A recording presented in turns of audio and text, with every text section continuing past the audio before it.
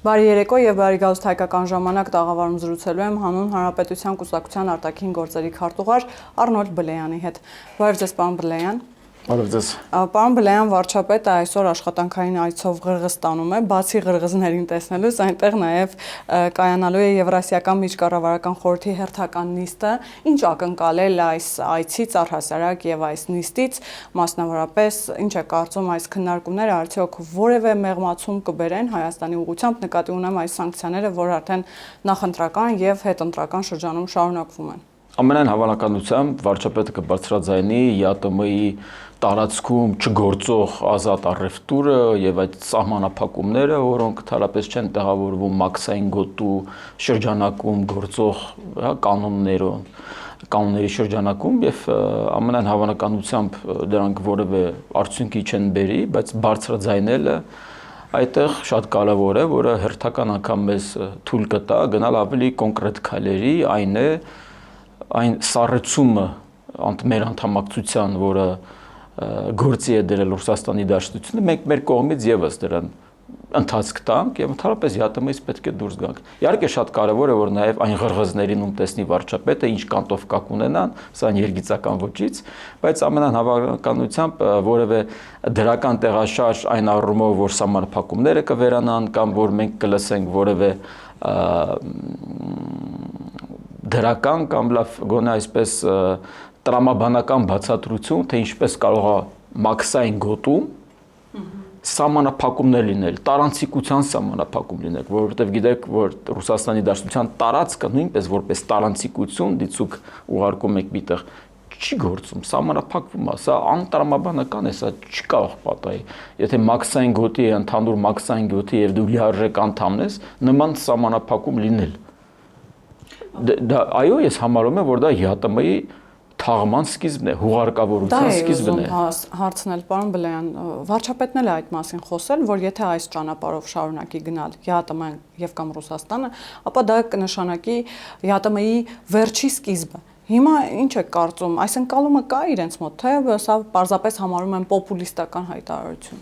Փոխ վարչապետ Օվերչուկը հայտարարում է, որ դեռ 2022-23 թվականներին նա նախազգուշացնում էր հայ գործընկերներին, որ մեր մերձեցումը Եվրոպական միության հետ, մեր այդ դիվերսիֆիկացիան կարող են բերել ապրական շրջանառության նվազման, այսինքն Օվերչուկը 22-23 թվականներին արդեն կանխատեսում էր, որ 26 թվականին Ռոսսելխոսնadzորը ցուպիկ կգտնի, կամ ինչպես ասում են, արևմտյան թրիպ կգտնի մեր արտադրանքում։ Այսինքն դա անտրամաբանական է, այսինքն իրենք հենց այսօր փաստեց փոխվարչապետը, Ռուսաստանի Դաշնության փոխվարչապետը, որ սահմանափակումները քաղաքական են եւ ընդհանրապես չկա այնտեղ որևէ տնտեսական բաղադրիչ։ Իհարկե ես չեմ ասում, որ մեր արտադրանքը ամբողջությամբ համապատասխանում է ԵԱՏՄ ստանդարտներին, որտեղ ԵԱՏՄ նույնպես ունի ստանդարտներ, բայց այդ ԵԱՏՄ ստանդարտներին ոչ ոք չի հետևում, այդ թվում Ռուսաստանի Դաշնությունը։ Եթե մենք օրինակ անալիզի ենթարկենք այն արտադրանքը, որը գալիս է Ռուսաստանի Դաշնությունից, որը մենք ներմուծում ենք Հայաստան, մենք կտեսնենք, որ դա չեն համապատասխանում ԵԱՏՄ ստանդարտներին։ Այնտեղ մենք կարող ենք նույնպես գործ ունենալ եւ ասել, որ կներեք, այս արտադրանքը չեն համապատասխանում ընդհանուր ԵԱՏՄ ստանդարտներին։ Իսկ ով ասած որ Ռուսաստանի Դաշնությունը ինքը միայնակ կարող է օրինակ որոշել, որ արտադրանքը համապատասխանում է, որը ոչ։ Չէ՞ որ լիիրավ կազմակերպություն է, լիիրավ անդամների, հավասարազոր անդամների կազմակերպություն է։ Հետևաբար ցանկացած պետություն կարող է գտնել ցուպիկ։ Եվ մենք պետք է ուսումնասիրենք, տեսնենք այդ իրենց աղբը ռուսական, որ գալիս է եւ լցրել են մեր խանութներում, արդյոք դրանք համապատասխանում են ԵԱՏՄ ստանդարտներին, որոնք շատ ժամանակ copy-paste արած են Եվրոպական միությունից այս ստանդարտները, որովհետեւ իրենք էլ որտեղից պետք է վերցնեին։ Պարոն Բլեյան, ասացիք, որ այդ սահմանափակումները տնտեսության եւ ցուպիկի հետ որևէ կապ չունեն, դրանք քաղաքական բնույթ ունեն։ Իսկ այդ քաղաքական պատճառները ուզում եմ հասկանալ, այնուամենայնիվ որքան էլ որ Ռուսաստանի Դաշնության կողմից փաթեթավորումը այնպիսին է, որ Հայաստանը մերձենում է Եվրամիության հետ եւ կամ գնում է Եվրամիություն, ինչին պատասխան հայկական կողմից առնվազն քանիցս հնչել է, բայց այնուամենայնիվ հասկանանք իրականում իրենց մտահոգող հարցը դա է, թե այստեղ այլ հարցեր կան, որոնց մասին ուղիղ չեն կարող խոսել, ուղիղ տեքստով չեն կարող բարձրաձայնել եւ փաթեթավորումը ձևակերպ կերպում են այդպես, որ դե դուք մերձենում եք Եվրամիության հետ։ Խնդիրը ո՞րն է։ Բացարձակապես կապ չունի Եվրոպական միության հետ այդ ինտեգրումը։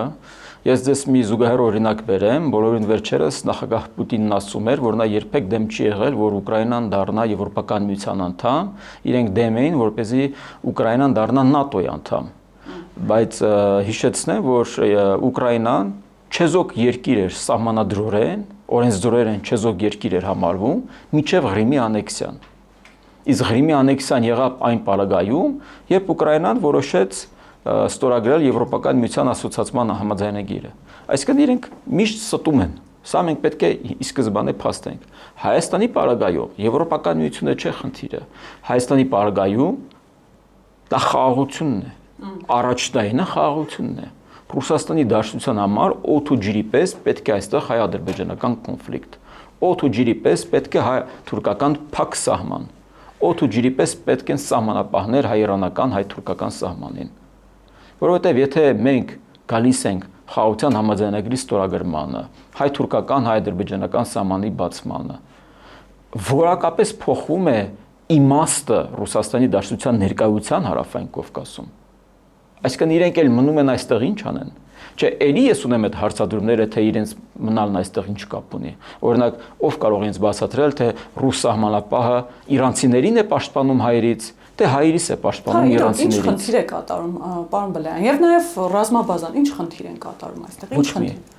Հայաստանի Հանրապետության ոչ մի։ Եվ իդեպ, երբ վարչապետը բացատրում էր 2 միլիարդ դոլարի մասին հարցադրումը, դա կապ չուներ երկաթուղային կոնցեսիայի հետ։ Չգիտեմ ինչու լրատվականներում ամենտեղ թե միջազգային թե տեղական հիմնականում տարածում էր, որ Հայաստանը միգուցե մոտ 2 միլիարդ դոլար վարձավճար պահանջի Ռուսաստանից երկաթուղային կոնցեսիայի համար։ Իրականում ես վստահ եմ, որ նա նկատի ուներ հենց ռազմաբազան, որտեղ նախ կոնցեսիայի համար դա կոնցեսիա տրված դու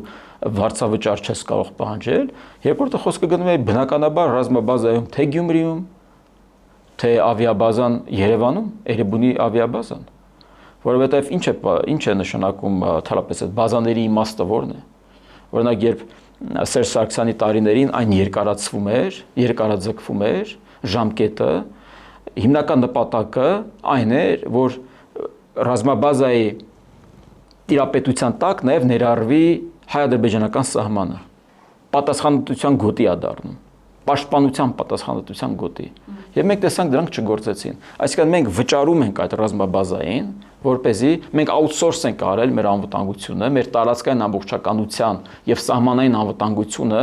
մենք պատվիրակել ենք իրենց, մենք վճարում ենք իրենց, հասկանում եք։ Մենք վճարում ենք, պայմանավորել են, վճարել են, որ իրենք պաշտպանեն մեր տարածքը։ Հիմա իրենք խախտել են դա, իհարկե խախտել են, որովհետեւ խախտվել է մեր տարածքային ամբողջականությունը։ Այսինքն մոռանանք մի պահ հապ, բան եւ այլն։ Խոսքը գնում է հայ-ռուսական 97 թվականին կնքված այդ փոխօգնության, եղբայրության, չգիտեմ, ֆլամբեֆան այդ խայտաբղետ այդ անվանումը, որ կրում է այդ պայմանագիրը, չի գործել։ Հակառակը գործում է մեր դեմ, որովհետև փաստացի օրինակ ընտրություններում իրենք ներառված են եղել համապետական ընտրություններին, Գյումրու այդ խայտարակ ընտրություններում իրենք ներգրաված են եղել այդ ռազմաբազան։ Այնտեղի մարդիկ կան քաղաքացի են դարձել, իրենք մասնակցության բնականաբար իրավունք ունեն։ Այդ ամենը իմաստը որն է։ Իդեպ այդ ոնց է պատահում, օրինակ Ղրղստանում կամ մինչ այդ Ադրբեջանում կար ռազմաբազա ռուսական, Ռուսաստանն էր վճարում իրենց։ Հայաստանի դեպքում սկզբունքները ինչ է նշանակում։ Ես օրինակ, չգիտեմ, վիրավորական չէ այդ առումով, որ օրինակ Ռուսաստանը մեր հետ այդպես է վարվել։ Նույն օրինակ գույք պարտքի դիմաց այդ գործարքը երբ տեղեր ունենում, երբ մենք մի քանի 100 միլիոն դոլար պարտքենք, միևնույն ժամանակ շատ ավելի մեծ գումարներ ներվում էր Ղրղստանին, միլիարդների հասնող դոլարների պարտք ներվում էր լատինական ամերիկյան երկրներին, կարծեմ Վենեսուելային, Կուբային, այսինքն այս ինչ վերաբերմունք է։ Ընդ որում դա եղել է ամենապրոռուսական նախագահի օրոք, հա, Ռոբերտ Քոչարյանի օրոք, ով մի այնպիսի քիմիա ունի Ռուսաստանի Դաշնության նախագահի հետ, որ այլ ուտես, որ այդ մի քանի 100 միլիոն դոլարը պարտքը ոչ թե ներում էին մեզ, այլ գալիս մեր ռազմավարական կարևոր օբյեկտներին տիրանում էին։ Միգուցե խնդիրը հենց այդ քիմիան էր։ որ կար երկու ղեկավարների միջև։ Դե այո, մենք կարող ենք միշտ մեղադրել Ռուսաստանի Դաշնությանը, սրան, նրան, բայց մենք պետք է նաև մեզ նայենք։ Իրենք մեզ են ղեկավարել, իրենք մեր նախագահն են եղել։ Մենք ենք հանդուրժել, որ Սերժ Սարգսյաններն ու Ռոբերտ Քոչարյանները, այսօր Սամվել Կարապետյանները, դաշնակցականները եղել են իշխանություն, կան ընդդիմադիր իշխանություն։ Սա խնդիր է, որին մենք պետք է գնահատական տանք, եւ այդ գնահատականը պետք է լինի իրավական, քաղաքական, քրեական։ Դուք հավատում եք, որ այս 5 տարիների կառավարման ընթացքում քաղաքացիական պայմանագիրը ի վերջո այդ հարցերին պատասխան կտա, որովհետև տեսեք, 5 օր է խորհրդարանի աշխատանքները մեկնարկել են, պարոն Բլեյան, կարծես թե տրամաբանությունը նույնն է, այսպես իրականում իհարկե չի ուզենա գնահատական հնչեցնել, բայց կարծես թե որակը ավելի վատ է, քան նախորդ խորհրդանում, բայց նույն քննարկումներն են մարտի 1 Լևոն Քոչարյանը ստանձնել է հոր փաստաբանությունը, խոսում է մարտի 1-ից, Նարեկ Կարապետյանը խոսում է ինչ-որ անհասկանալի բաներից, իր պատմական հայրենիքից։ Այս դիսկուսը շարունակվելու է 5 տարի։ Իմ պատկերացմամբ այս ազգային ժողովը կենսունակ չէ, որովհետև այսպիսի ընդդիմության հետ հնարավոր չէ առաջ գնալ, որովհետև ես օրինակ ես մի քանի օրվա ընթացքում հասկացա, որ ես նպատակը ազգային ժողովի աշխատանքը հնարավորինս ապակառուցողական դարձնելն է, ապաքաղաքական, այդ երգիծական այդ մոտեցումները, որ ենք ունեն, հա, այդ ամենը անլրջացնելու միտված քայլեր են եւ շատ վտանգավոր է, հասկանում եք։ Դու կարող ես էլի գումար աշխատել եւ այլն եւ այսպես շարունակ, հա, բնականաբար այնտեղի հիմնականում մարդիկ դե նստած են հիմա այդ աստղին են նստած, այսպես ասած, եւ փողակ կթում են։ Բայց կներեք էլի խոսքը գնում է պետության մասին։ Դե լավ, կթեք քանի կարող եք, եւ ես պատկերացնում եմ, որ պետք է գնան իշխանությունները ռադիկալ քայլերի եւ նոր ընտրություններ պետք է նշանակվեն առանց այս ուժերի։ Որտեւ այս մարդիկ կապ չունեն։ Այսինքն ես լսեցի երեք մի հայտարարություն երիտասարդ չեկիստն է, շատ լավ բնութագրում է։ Այո, այնտեղ կան երիտասարդ չեկիստեր, որոնք թարապես չեն հասկանում ուր են ընկեր, ինչով են զբաղված։ Իրենց փորձում են լրջացնել, ինչ որ անլուրջ հարցադրումներով, փորձում են լուրջ երևալ, չեն էլ գիտակցում, հա։ Հետախույզների ворս են անում, որպեսզի հասկանան, թե ինչ եք խոսում, լավ, մի ձեզ գնահատական տվեք, ձեզ մի լրջացեք, ես որտեղ եք հայտնվել։ Եւ մեր հարկերից փաստորեն իրենք աշխատավարձ են ստանում։ Իհարկե իրենք այդ աշխատավարձը հույսին չեն, ինչպես գիտենք։ Դե բայց հիմա չեղել փողաստանում են, հիմա պետքա պարոն վարչապետ էլ կասեն Սամվել Կարապետյանին, պետքա պապայել կասեն Սամվել Կարապետյանին։ Քանի դեռ այդ փողը գալիս է։ Բայց նաև շատ երգիծական է, որ ուժեղ Հայաստանում տեղ գտած падգամավորներից մեկը ասաց, որ ինքը օրինակ, երբ որ պարզվեց իր հայտնի հարցից հետո, որ ժամանակին առիթ է ունեցել եւ մոտիկից տեսել է ադրբեջանցի շփվել է նրանց հետ, դա ինքը արել է, որ բացահայտի գործակալների ворս է սկսել։ Հետաքրքիր մոտեցում է, սա էլ կարելի է։ Բացահայտեց, դու շարունակի, քանի հոգի է բացահայտել։ Այսինքն գնացել է Վրաստան, որպեսզի լուրջ են քննարկում է սա ամենը, ես զարմանում եմ էլի։ Սամվել Կարապետյանի անձնագրում հայտնի նշումը թողած, իրենք փաստորեն ընկած են այլ տեղերում գործակալներ են փնտրում։ Գործակալներով այն օրը հավաքվել են Մայրաթոռում սխոտկա էր։ Նա հավաքվել են էլի, պարզ երևում էր ինչ համար։ Այսինքն Գարեգին B կաթողիկոսն ինչ կապ ունի, ասենք, հայ առաքելական Սուրբ եկեղեցու հետ։ Մարդու ճակատին գրած է Կիրիլի արև։ Հիմա էլ ինչ ասենք։ Այդ մարդիկ էլ գնացում են օրհնություն են ստանում Իրանից։ Այդ թռնեիք միակ մեզ Եզրասից ստանայիք Մոսկվայում, տեղում էլ Սվերկա Չիսով կանեիք, մեթոդիշկաները կստանայիք, կգայիք։ Իսկ մեթոդիշկաները ստացել են թե դեռ ոչ։ Դե մեթոդիշկաները ինչ պետք է ստանան, նախար իրենց բովանդակությունը որն է, լավ, մի կողմ դնենք այդ լրիվ այդ մեղադրականները, լավ, եկեք հասկանանք իրենք ինչ ռազմավարական, ինչ են իրանք առաջարկում։ Դե Հակասաֆարովյան օրենք օրինակ։ Հո ինչ, եւ ինչ է դա տալիս։ Եվ ինչ է դա տալիս։ Ինչ, այդ 300,000 հոգի ադրբեջանցի որ կգան, որ տներ չառնեն այստեղ։ Դե ինչ հակաս։ Իսկ իրանք բան չունեն ասել օրինակ այդ ռուսական տնտեսական սահմանափակումների պարագայում։ Հետաքրքիր։ Իդեպ Նարեկ Կարապետյանը վերջերս արտահայտվեց, որ մենք սրում ենք հարցը երկաթողիների հետ կապված։ Սա են դրանք։ Իսկ սկզբանե երբ ես ասում եմ, որ Սամվել Կարապետյանը ոտքից գլող ռուսական պրոյեկտ է, դա ես ասել եմ այն ժամանակ, երբ նա դեռ հայտարարեց, որ մեր ձևով գալիս ենք պաշտպանելու եկեղեցին։ Թե բնականաբար ես նորից ասում եմ, իմ տպավորությամբ թե Սամվել Կարապետյանը, թե Ռոբերտ Քոչարյանը մեծ շնորհակալություն կհայտնեն իշխանությանը, եթե իրենց օրենսդրորեն արգելվի քաղաքականությամբ որևէ ձևով երրորդ ճանապարհով նույնիսկ զբաղվելով, որպեսզի իրենք էլ մի հատ գրություն ուղարկեն, ասեն մեզնից յան տվեք, վերջել չենք կարող Վլադիմիր Վլադիմիրի։ Չենք կարող, չի թույլատրվում, ուրիշ մարդ ճարեք, ուրիշ ագենտ ճարեք։ Հիմա ստիպված են ըստ ձեզ։ Բա իհարկե։ Բայց պարոն Կարապետյանը 24 թվականին ասում էր խնդիր չկա տնտեսության, այդ ինչ քաղաքականություն, ես դրա հետ գործ չունեմ։ Բիզնեսը անում ենք։ Հիմա էլ ասում են ներդրումներ չկան։ Հա, հիմա ներդրումներ չկան, հիմա դպրոցներ կառուցելն է սխալ, հետո ասում են դպրոցներ եք քանդում, հիմա մի հատ կողմնորոշվեք դպրոց քանդելն է ճիշտ, թե դպրոց կառուցելն է ճիշտ։ Որովհետև հակասական բաներ են ասում, սա շատ վատ է, էլի, պատկերացնում եք 5 տարի մենք պետք է այսպեսի բովանդակություն լսենք։ Պարոն Բլեյան, իսկ ո՞րն է լինելու այն տրիգերը, որի մասին բոլորն են խոսում։ Երեք Սամվել Կարապետյանը էլի կրկնեց այդ միտքը, որ իրենք իրենց ձևով շարունակելու են պայքարը փողոցում, այո, խորհրդարանում ունեն նաև որոշակի զանգված, որոնք էլ իրենց ձևով խորհրդարանում կպայքարեն եւ սпасելու են հարմար պահի։ Ո՞րն է այդ հարմար պահը, հարմար առիթը, տրիգերը, իրենց ձևը, այս ամբողջը հասկանանք, թե սա ուղղակի փաթեթավորումն է, որպեսզի իրենց ընտրողներին ցույց տան, որ ինչ որ բանով ամեն դեպքում զբաղվում են։ Իրենց ուժգնությունը ուղիղ համեմատական է Ռուսաստանի Դաշնության հնարավոր հաջողությունների ուկրաինական մարտի դաշտում։ Սա ես բաց ասում եմ, այլ կերպ հնարավոր չէ հասկանալ։ Որքան Ռուսաստանի Դաշնությունը իրան լավ զգաց, այնքան իրենք այստեղ լավ կզգան։ Որքան նա խորտակվեց, ինչը որ այդ տենդենսը մենք տեսնում ենք, վայլբերիզներն, օզոնները վկա։ Իրենք նույնպես կսկսեն հասկանալ, որ մի րոպե, միգուցե մենք կարող ենք մեր պայմանները թելադրել ռուսական կողմին եւ փորձենք հրաժարվել այդ պահանջներից, որոնք իրենք առաջ են բերում։ Բայց ես այդտեղ էլ մեծ դժվարություն կա, որովհետեւ Սամվել Կարապետյանը ամենամեծ խոցելի պահը այն է, որ ամբողջ բիզնեսներն Ռուսաստանում են։ Օրինակ, եթե Սամվել Կարապետյանը կարողանար ժամանակին իր բոլոր բիզնեսները տեղափոխել այլ երկրներ, այդ թվում Հայաստան, պատրեր իր անձնագիրը, ինչպես օրինակ Ռուբեն Վարդանյանն արեց, մենք ասենք, լավ, դու, հա, հլա արի, տեսնենք ինչ ունես ասելու։ Բայց դու ամբողջությամբ ախր դու այնքան խոցելի ես, որ ես չեմ ասում, միգուցե ինքը շատ է լավ մարդ է, ես չեմ ճանաչում իրեն, բայց ինքը չէր կարա ինչ որ մի բան անի, որը անհամաձայնություն կարող է բերել ռուսական կողմից։ Որովհետև շատ խոցելի է, ախր էլ ոնց բացատրենք, ախր միլիարդներ ունի Ռուսաստանում եւ այդ ամբողջը վտանգված է։ Այդ իրենց ամբողջ պայքարը հանուն իրենց սեփականության, իրենց փողի համար է։ Թե չէ իրենք ուր էին, լավ, չեմ հասկանում, ես Հայաստանը ուրեմն մինչև 2026 թվականը,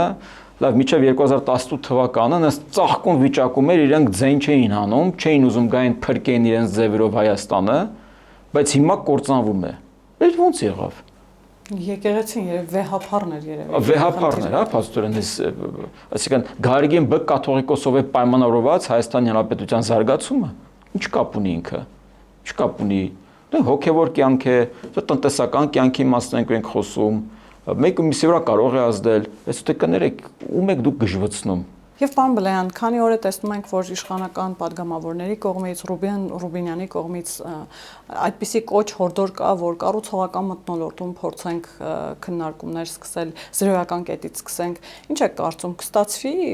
2-3 ֆրակցիաների միջև ստանալ այդ կառուցողական քննարկումները ամենատարբեր օրակարգերի շուրջ, որքան էլ որ այդ օրակարգերը մեր սրտով լինեն կամ մեր սրտով չլինեն։ Ես հարգանքով եմ մոտենում պարոն Ռուբինյանի այդ մոտեցմանը, այդ ձգտմանը, բայց ես չեմ հավատում, որ դա հաջողությամբ կփսակվի, որովհետև դա իրենց նպատակը չէ։ Ախր իրենք նպատակ չունեն եկել ազգային ժողով կառուցողական քննարկման։ Իրենք չունեն ինչ-որ մի ծրագիր, որ ասեն մենք եկել ենք այս ծրագիրը առաջ բերելու, որպեսզի այս բարեփոխումները իրագործենք այս ուղիով։ Այստեղ տնտեսական այսպիսի մենք մոդել կարող ենք անել։ Նարեկ Կարապետյանը, ես հիշում եմ, Control Z-ին հարցազրույց էր տալի նախընտրական շրջանում։ Եվ երբ խոսքը գնաց գազային խնդրի մասին, նա ոչ թե բարձրաձայնում էր, թե մենք որտեղից կարող ենք ալտրանքային գազ ներմուծել, ինչպես կարող ենք այդ խայտարակ տնտեսական պայմանագիրը, որը կնքվեց իրենց օրոք, հա, իրենց հայրերի, հորեղբայրների օրոք, ինչպես կարող ենք դա վերանայել։ Նա մտածում էր, թե ինչպես կարող ենք անել, քանի որ ըստ այդ պայմանագրի մենք պետք է սուբսիդավորենք Գազպրոմի կորուստները, եթե ամբողջ ծավալով նա չի ստանում այդ իր հնարավոր մաքսիմալ եկամուտը։ Նա մտածում էր ինչպես կարելի անել, որ օրինակ սահմանամերձ գյուղերում գազ գնել, ինչ որ բիզնես դնել, սա է իրանց պատկերացրածը։ Իրենք մտածում են Ռուսաստանի շահերի եւ սեփական շահերի մասին։ Իրենցից ինչ քննարկեն։ Իրենք հիմա պետք է գեն օրինակ գան ազգային ժողովում եւ քննարկեն, թե ինչպես կարող ենք Թուրքմենստանից, Իրանից կամ Ադրբեջանից կամ, չգիտեմ, Եվրոպայից գազ բերել։ Ոդքերը կջարդեն իրենց, տուն չեն հասնի։ Ո՞ց կարող են իրենք այդպես բանից խոսել։ Մենք լսել ենք, մենք մի թթու խոսք լսել ենք Ռուսաստանի Դաշնության հասցեին։ Չէ, իրենք դա չեն լսել։ Ամենաթթու խոսքը, որ ես լսել եմ այսքան ժամանակ, ոչ բարեխիղճ դաշնակից։ Կամ, չգիտեմ, նա էլ սխալներ ունի։ Հայ հիմա թուլացել է ուկրաինական բանկը։ Դե կներեք, ուկրաինական պատերազմը 22 թվականից է, բայց մինչև 22 թվական ինչ էին անում։ 16 թվականի քարորիա պատերազմը ուր էր Ռուսաստանի Դաշնությունը։ Ուր էր Ռուսաստանը, երբ Ռուսաստանի նվիրած զենքով Ադրբեջանը հարձակվեց Լեռնային Ղարաբաղում։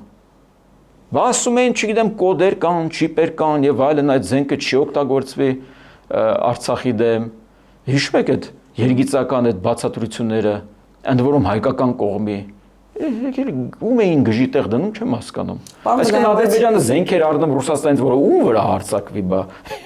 Եթե ոչ Լեռնային Ղարաբաղում իրագործել այն, ինչ իրագործեց 16 թվականին, 20 թվականին, 23 թվականին։ Բայց հիմա մարգարեացել են, հարցը դա է, որ իրենց մարգարե են զգում, ասում են, այ տեսեք, մենք ձեզ զգուշացնում ենք ընտրություններից առաջ, որ կընտրվի Փաշինյանը, կլինի տնտեսական պատերազմ, ինչպես ճիշտ նկատեցիք, օրերս Նարեկ Կարապետյանը ասեց, Նիկոլ Փաշինյանն է սիրում հայ-ռուսական, Հայաստան-Ռուսաստան հարաբերությունները։ Այսինքն մեկնաբանություն ըստ էության իրենք ունեն։ Դե ունեն, բայց իրենք ինչ են առաջարկում, լավ իրենց մոտեցումը ո՞րն է։ Ախր լավ իրենց ենթադրենք իրենք ենթադրենք ինչ են առաջարկում, անենք այն, ինչ Ռուսաստանը պահանջում է։ Ախր եթե մենք իմանանք, որ Ռուսաստանի պահանջը ինչ որ մի ստատիկ մի երևույթ է, որ իրանք ասում են, որ սա արեք, եւ մենք բավարար կլինենք։ Ու դրա դեմ մենք ինչ որ մի բան կանենք։ Չկա այդ մոդելը, չկա, հասկանում եք։ Ռուսաստանի Դաշնությունն այսօր ուզում է կոշիկը, վաղ ուզում է տաբատը, հաջորդ օր ուզում է ամբողջ քո վերարկուն։ Ռուսաստանի Դաշնությանը պետք է հիմա Հայաստանը, որպեսզի օրինակ իր կնճռոտ հարցերը Ադրբեջանի հետ լուծի, որպեսզի օրինակ միջանցք իրագործի, ռուս խաղապահներին, սահմանապահներին տեղակայի այնտեղ։ Հետո ինչ-ինչ էկոակտիվիստները ադրբեջանական ի հայտ գան, ասեն, որ խնդիրներ կան։ Ռուսները մատին չեն տա, Լաչինի միջանցք կդարձվի, կլաչինացվի այդ մեղրու միջանցքը, Զանգիզուրյան միջանցքը իրենց ասած։ Կկորցնենք այնտեղ, իրենք ավելի լավ կզգան իրենք, որտեղ իրենք արդեն գարանտ են մեր անվտանգության, ճակերտների այդ ամենը։ Այդ ամեն ինչ մեջ մենք ապրել ենք հիմա, Նարեկ Կարապետյաններն ինչ են առաջարկում։ Մենք կատարենք Ռուսաստանի Դաշնություն հրամայականը, որ վարչապետն ասում է էքսկլյուզիվ հարաբերություն է պահանջում։ Էքսկլյուզիվը ես վարչապետը չէր կարող ասել, որ նա պահանջում է հպատակություն, բայց Ռուսաստանի Դաշնությունը դա է պահանջում։ Ինչ է նշանակում էքսկլյուզիվ։ Իսկ դուք էքսկլյուզիվ եք մեր այդ հարաբերություններում, երբ զարգացնում եք Ադրբեջանի եւ Թուրքիայի ձեր տնտեսական, անվտանգային, ռազմական, ռազմավարական հարաբերությունները։ Դուք ինչ եք մեզնից էքսկլյուզիվություն պահանջում, եթե դուք էքսկլյուզիվ չէիք։ Կամ մենք դրա փոխարեն ինչ ենք ստանում։ Դուք ինչ ունեք առաջարկելու մեզ։ Իսկ ինչ է առաջարկում հիմա Ռուսաստանը։ Կամ ինչ կարող եք առաջարկել ախր։ Ախր մեկն էլի ձեզ առաջարկի։ Հենա Հյուսիսային Կորեայից նորից զենք եք բերել բալիստիկ։ Այսինքն իրենք ուզում են, որ մենք զենք չգնենք։ Մենք զենք չենք գնում, բայց իրենք էլ զենք չեն կարող մեզ վաճառել։ Այսինքն մենք պետք է զենք չառնենք, եվրոպական դիտորդերին դուրս հանենք, որտեվ ըստ Մարիա Զախարովա իրենք բանով են շպիոնաժով են զբաղված, ընդդեմ Ռուսաստանի, Ադրբեջանի եւ Իրանի, ինչպես միշտ ասում են, որ մի օր Իրանից չլսեցինք, որ իրանք դեմ են եվրադիտորդների ներկայությանը տեղակայմանը։ Իրենք ուզում են, որ մենք ռազմավարական համագործակցություն չունենանք Միացյալ Նահանգների հետ, Եվրոպական միության անդամ պետությունների հետ, Ֆրանսիայի հետ, Գերմանիայի հետ, Նիդերլանդների հետ։ Իրենք են ուզում։ Իրենք ուզում են, որ մենք չունենանք խաղաղ հարաբերություններ Ադրբեջանի հետ, կառավարելի եւ բաց սահմաններ Թուրքիայի հետ։ Իրենք նաև չեն ուզում, որ մենք կարողանանք լուրջ տնտեսական համագործակցություն ծավալենք Վրաստանի եւ Իրանի հետ, որտեղ իրենք չեն ուզում, որ Հայաստանը զարգանա։ Եթե իրանք ուզենային Հայաստանը զարգանա, իրենք կզարգացնեին Հայաստանը։ Ախր իրենք չեն զարգացել Հայաստանը։ Հիմա օրինակ մենք կարող ենք ասել, որ Հայաստանը հոգուտ այդ ռուսական այդ տարատեսակ ինտեգրացիոն պրոյեկտների թռիչքա ձև ես ինչ աճ է ունեցել անվտանգային առումով, պաշտպանական առումով, պատերազմի դաշտում տեսանք ինչ եղավ, տեսանք իրենց այդ պատկերացրած այդ բանում, թե իրենք են սկել ուկրաինական դաշտում, թե մենք պարտվեցինք մարտի դաշտում, բայց մենք ում շկոլան էինք, իրենց դպրոցն էինք, ռուսական հետխորհրդային դպրոցն էինք մարտի դաշտում։ Պարոն Բլեյան, դուք խոսում եք ու ես հիշեցի վագրային թռիչքը տնտեսության եւ նաեւ տարածաշրջանի համար մեկ բանակը, որը միջև հիմա այդպես Քոչարյանը հպարտությամբ ասում է։ Սա հանուն արդարության պիտի ասեմ, որ այդ թռիչքները եղել են ըստ իրենց, բայց վերադառնալով ռուս սահմանապահների թեմային, պարոն Բլեյան, ըստ էության մենք հասկացանք, որ օգտակար գործողության գործակցի տեսակետից դա ոչինչ չտվող բան է, նույն ռազմաբազան։ Բայց տեսեք, ընտրություններից անմիջապես հետո Գալուզինի հոդվածը առնվազն նրա մասին էր, որ Թրիփում Ռուսաստանը մասնակցություն չի կարող չունենալ, որովհետև այդ հատվածում են ռուս սահմանապահները, որովհետև երկաթուղին գտնվում է իրենց կոնցենսիայի տակ, այսինքն մատնանշում էր նաև այն կետերը, որտեղ իրենք ըստ իրենց առավելություն ունեն։ Հիմա դա խնդիր հարուցելու է Թրիփի համար։ Մենք հանելու ենք իրենց, դա միանշանակ է, իրենք չեն կարող մնալ հայ-իրանական սահմանին, չի կարող Թրիփ իրագործվի եւ հայ-ռուսական սահմանին լինեն սահմանապահ, հայ-իրանական սահմանին Փառք մենք չունենք հայ-ռուսական սահման։ Հայ-իրանական սահմանին լինեն ռուս սահմանապահները, չի կարող այդպիսի բան լինել։ Ընդհանրապես իրենք ամբողջ սահմանապահությունից դուրս են գալու, որտեղ եթե մենք գնում ենք վիզաների լիբերալիզացմանը, ազատականացմանը, մենք պետք է տնօրինենք մեր սահմանները, եւ իրենք դուրս են գալու եւ հայ-թուրքական սահմանից, եւ հայ-իրանական սահմանից, առաջնեն է լինելու հայ-իրանական սահմանը, որտեղ Թրիփի իրագործումը չի կարող տեղոնալ իրենց սահմանապահությամբ։ Չեն կարող այնտեղ բեռներ լինեն, եթե մի քանի բան հետո մետր կամ կիլոմետրն այստեղ որտեղով անցնելու այնտեղ ռուս սահմանապահներ են անցնում։ Հա տեսականորեն հնարավոր է, բայց դեռ տրամաբանությունը որն է, իրենք մնում են այնտեղ ինչ անեն, լավ, ինչի համար ինչ են անեն։ Հսկեն այդ իրենք վտանգ կարող են ներկայացնել։ Իրենք վտանգ կարող են ներկայացնել։ Ես չեմ կարծում Սոկոլովը պատրաստ է օրինակ այդ ստանձնել այդ բեռը, այդ անվտանգությունը եւ այլն եւ այնտեղ վտանգավոր այդպիսի բաղադրիչ պարունակել։ Պարոն Բլեյան, իսկ երկաթուղու շուրջ եղած այս քննարկումները եւ դիսկուսը մենք տեսնում ենք, որ որքան էլ հայկական կողմը փորձում է կառուցողական դաշտ տանել, բայց այնուամենայնիվ ռուսական կողմը հակված չէ դրան։ Սա կարող է իրավիճակը ավելի էսկալացնել Հայաստան-Ռուսաստան հարաբերություններում նկատի ունեմ, իդեպ Տիտղոսակիր ընդդիմությունը արդեն դրա մասին խոսում է։ Դե հիմա տեսեք, ըստ երևույթի մենք հիմա գնում ենք հատվածական լուծման, որ գիտեք արդեն մրցույթ է հայտարարվել այդ մի քանի հատվածների շուրջ, ըստ երևույթի երբ լինի արդեն հաղթողը, մենք կառավարումը այդ հատվածներից կվերցնենք մեզ, կփոխանցենք այդ հաղթողներին, որպես իրանք իրագործեն, իսկ եթե ռուսական կողմը դեմ է դրան, իրենք կդիմեն արբիտրաժ, ինչպես նաև վարչապետը նշեց։ Իսկական ոչ թե մենք ենք դիմելու արբիտրաժ վիճարկելու, այլ չէ, դա մերն է, մենք միակողմանորեն խզում ենք այդ հատվածներում, եթե դու դեմ ես ռուսական կողմ, դիմիր արբիտրաժ։ Բայց ասում են նաև հսկայական ներդրումներ են կարել, այդ ներդրումները հետ վերադարձրեք, հետո նոր խոսենք կոնցեսիան վերցնելու մասին։ Թող ցույց տան այդ ներդրումները որտեղ են։ Մեկ կարող եմ ես գնալ գետնի վրա տեսնել այդ շոշափերին ոնց են այդ ներդրումները որտեղ են։ Թարապես պետք է հասկանալ 2018 թվականին այդ քրեական գործը, որ սկսվել էր երկաթուղիների, հայկական երկաթուղիների պարագայում, որ հիմա արկախված է Լավրովի այդ դժգոհությունից հետո այտենց արկախվեց, բայց ոչ փակվել է, ոչ էլ ընթաց կա։